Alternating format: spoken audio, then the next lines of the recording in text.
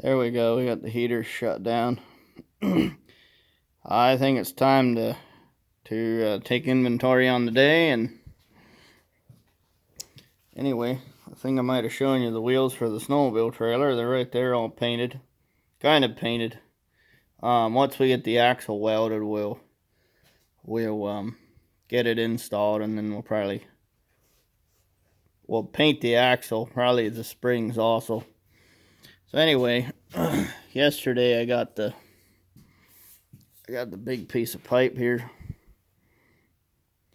I'm trying to remember what the actual wall. It's a big heavy pipe, that's for sure. And here's the old axle. So my phone died and I forgot what size or what length pipe I needed. So here I got a light. There we go. So there's, gotta take note of that. I think those guys are drain holes. But there's the base. The other one's way worse, but so anyway, we're at the point where we got our piece of pipe, and then I also picked up some more.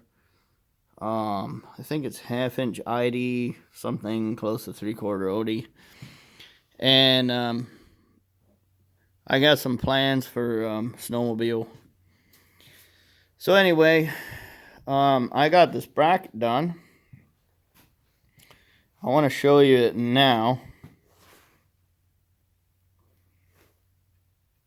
That's kind of tacky. That was actually part of a mirror, part of like a vanity mirror.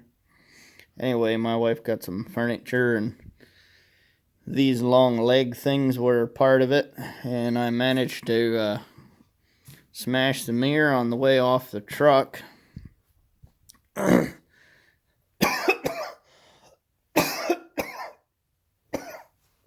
Excuse me.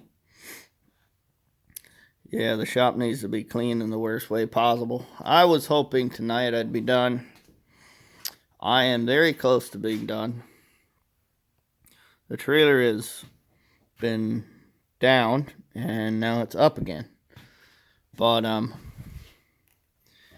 have all the lights are in.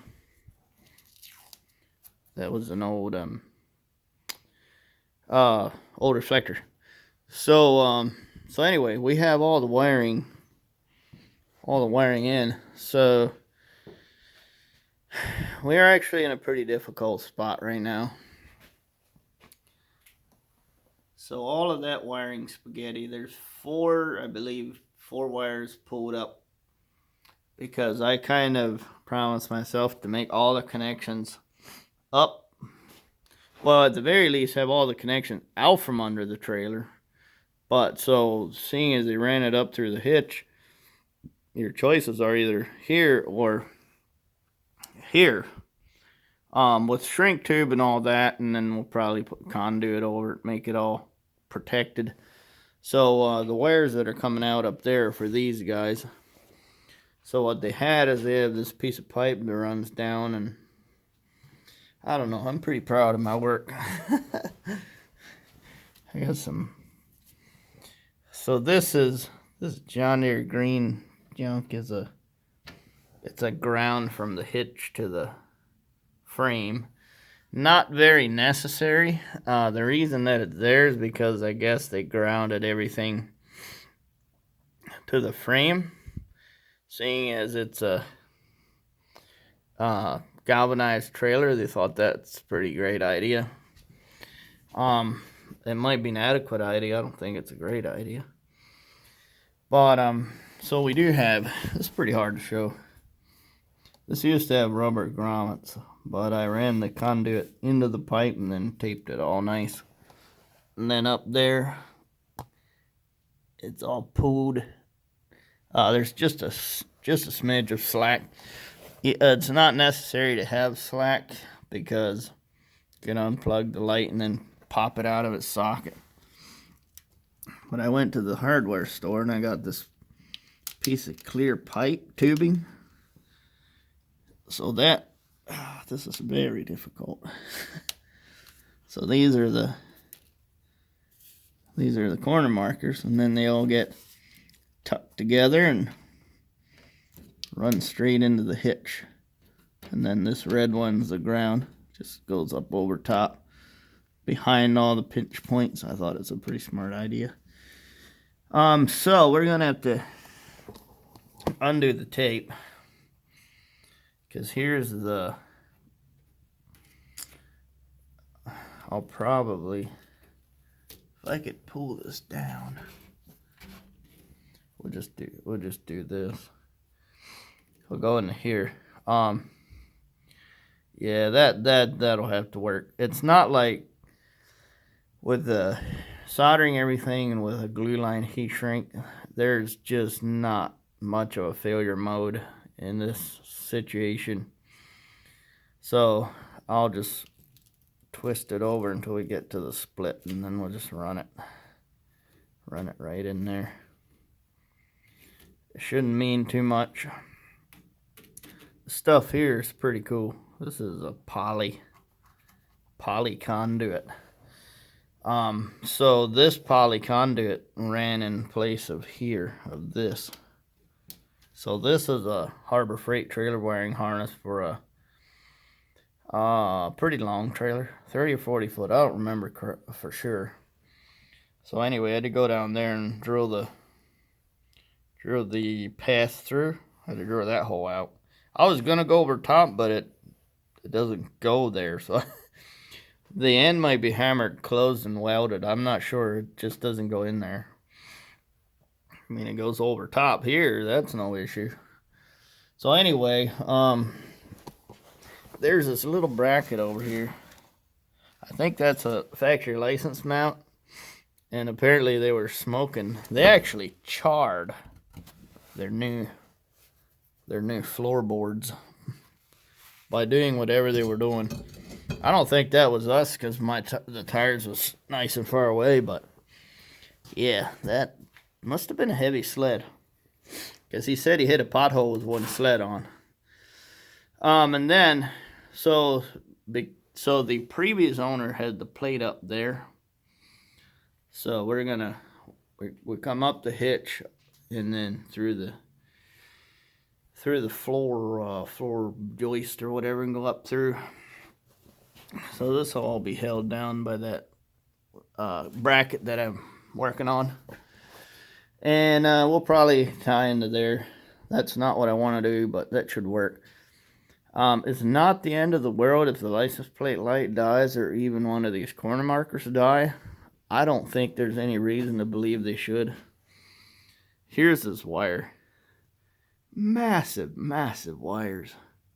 To think that I'm running LED, pretty crazy. So once we're done, this was also part of the harness.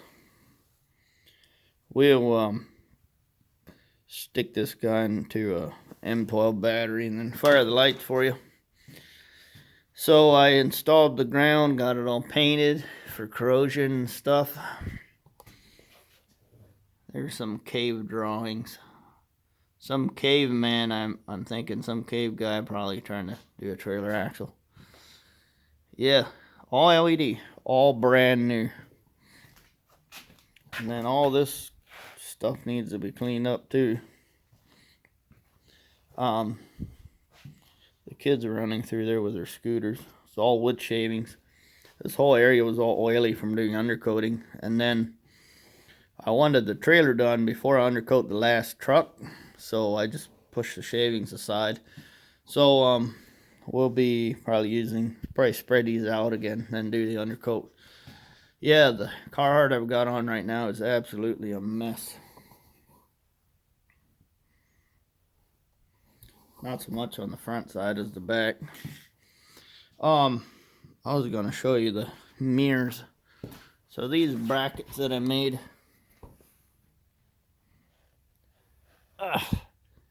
So I don't know why the salt shield was all bent back. Here's a nice wrinkle. So I got these legs from that mirror that I broke, and then Put a bolt up top, bolt in the middle, and just replace the bolt down below. So that's pretty good. Same over there. That should sturdy up my salt shield. And then my plate is up there. You can kind of see where the wiring comes out. Oh yeah, there's a license plate light up underneath. And then I just reach through with a pop rivet and just pop riveted it. It felt like they pulled through, but I don't imagine it should fall off. I don't know why it would have pulled through. It's a metal housing or a tin. Yeah, it's a metal housing. Yeah, by all appearance, I had to drill the holes out just a smidge. The reason I went with pop rivets is actually because that's the best solution I had. I had some bigger 3/16 bolts. Actually, I got a lot of nuts, but not a lot of bolts. It is quite the situation. But yeah, that should work well. And then that metal bracket that I made, I'm not sure if I can zoom in, but you see where the wires are coming out. But that metal bracket that I made actually comes up over top. And then there's a hole right under the trailer plate, that one shiny spot. Oh, I don't know if I can do the finger. It's one shiny spot there where there's a hole. There'll be another one. I'll get that done. Yeah, very happy that this comes with the clamps. It'll be handy. I can pull them off, throw them in the corner if I don't need them. Comes with the rubber too. So that'll be good. I have a couple lights just laying there, and then everything else is in. I'm planning to go get some nice shots of me putting the lights in, and we'll plug it in and see. And then there's a couple of these laying here because they fell down. One of these guys is different. This one actually fell out by itself. It's probably a Peterson light. But these are truck lights. I don't know where I saw it, but somewhere I saw they're made in Jamestown. It's very dirty. Jamestown, New York. That is pretty cool. Jamestown is up there in Buffalo, and it's up there close to Buffalo. And it's a very sad place. So I'm going to save those. They might actually be pretty decently high quality, and I hope Truck Light is still in operation. I've never seen their lights before. I don't know where the Caravan trailers are made. Maybe they're also made in New York. Maybe that's the reason why they're sourcing New York made lights, or locally made lights, if that's the case. So that's about it. Oh, I have one more thing to show you.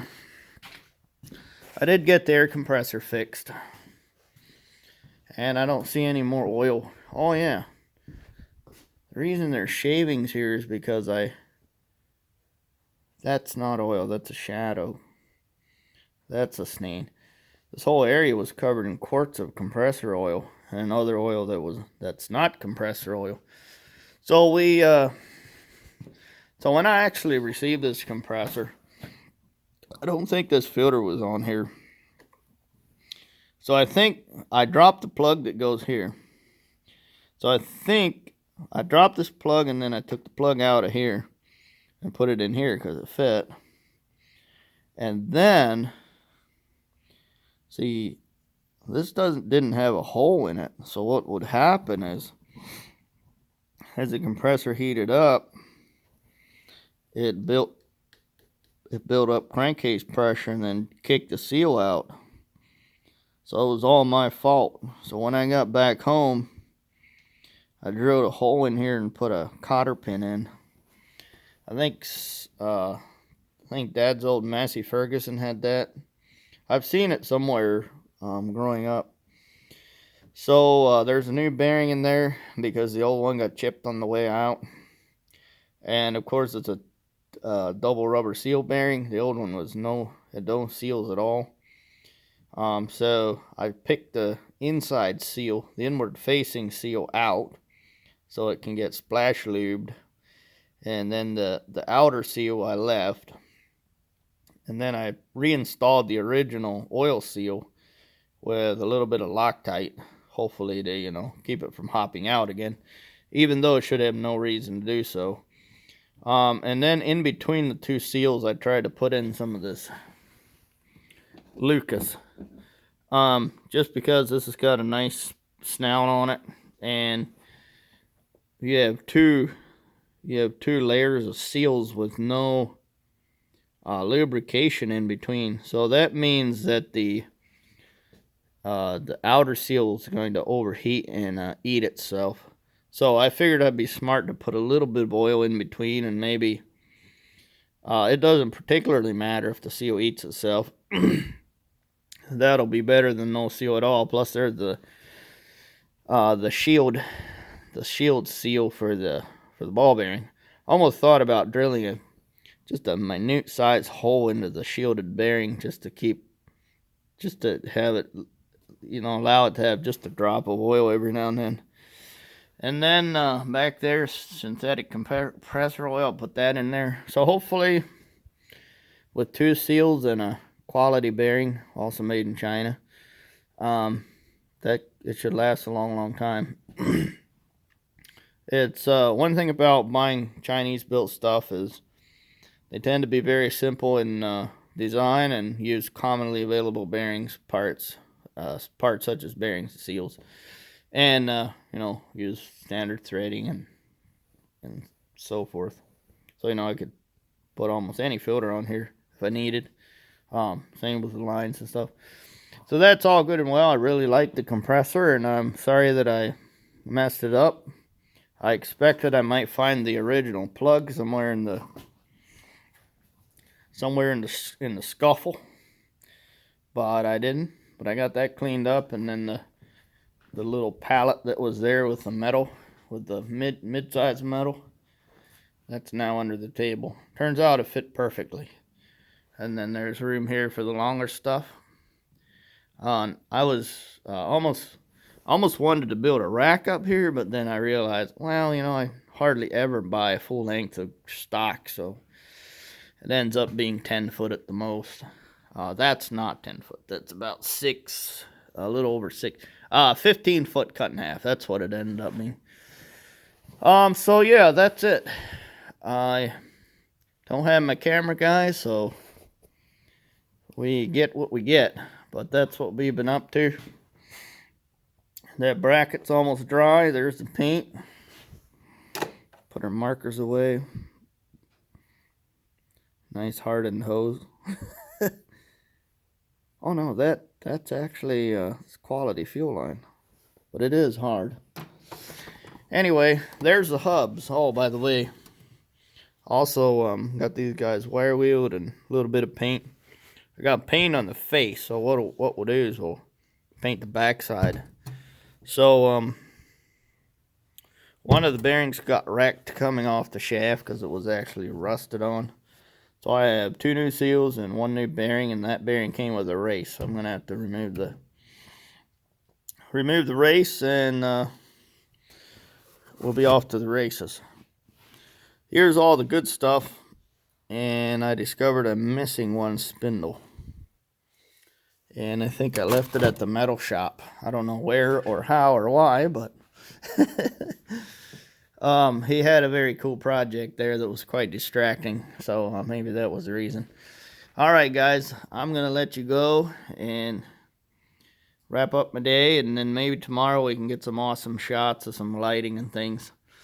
I can't wait. I'm pretty excited. I want to use that trailer, and I want to put a lot of miles on it, put a lot of weight on it, and use it trouble-free for a long time to come. And I think that even with the cheap lights and the cheap wiring, and it should go a long time. I actually pulled some wiring out here. the more I worked on this wiring, I got to be honest, the more I understand why it was necessary to change.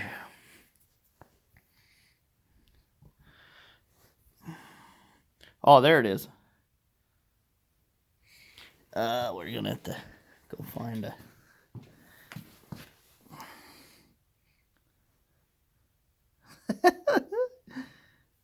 This whole stretch, it's just chewed. It's so chewed and corroded. I don't know how that happened, but this was in the hitch. That was in the hitch tube. Oh, I hope the mice stay out of there. And then the back bar there where the lights are in, that's basically a big box, and it was full of all kinds of sand and dirt. I don't know why or how, but I went in there and cut some holes at each end so that as the trailer tips and moves around, the sand can actually shake its way out. I don't know if it's these holes. I don't know why these holes are here. I asked the guy if there's ramps because I thought maybe it was a ramp. He said, no, of course not. It's a tilt deck trailer. So I don't know what they are, but they do let the sand in. So now we let the sand back out. So that's basically a wrap for the day. Man, I can't wait to clean up in here. It's been a nice day. It's been a long, hard day of just wiring and doing little fiddly brackets and things, but I just feel very sorry for anyone that does wiring and doesn't have heat shrink, glue line heat shrink, and wiring is hard. I mean, life is hard and so is wiring. And here's the stuff. Here's my heat gun. So that's that. It's pretty therapeutic to be able to settle down and just wire and solder and work and be productive and create something of value that should last a long, long time. So once we're done, we'll check out the lights, and I'll have to make a trip back to the hardware store I got to go fill my propane tank and go get the other spindle. But it should be a wrap tomorrow, and then we can take time and clean up the shop, and maybe I'll put you on the tripod tomorrow and we can have a nice relaxing day of cleaning. I want to get that four-wheeler out of here. It's just too crowded. I like having things indoors, but I also like being able to have the room to think, if that makes any sense. By the way, I love this winch. So far, it's awesome. I get very aggravated sometimes, and I've run over several trees and bushes with that already, and because I took the time to create the proper protection for the winch, it just works. It works great. I love when things work. There's nothing more frustrating than having a whole series of bad things happen, all because of carelessness. So I don't have a source to get lug studs for this other one, but I would very much love to convert this guy here to lug studs, because I do not enjoy lug nuts or lug bolts, especially with an uncentered. It's uncentered, so what you're gonna do, you'll have to hold up the entire wheel with one knee or hand or whatever and try and align the bolt holes with the other one. But once you have one bolt hole lined up, that's not the end. If you move the wheel, everything's out of whack again. So you're stuck doing two bolts and trying to balance the whole thing. But those are pretty good tires. We looked at the damage the other day and then saw the burn on the trailer floor. So Maybe these are the tires that never need to come off. That would be great. Alrighty, guys. That is the end of the video. I'm going to go get some food and a nap, and then we'll get right back on her again tomorrow.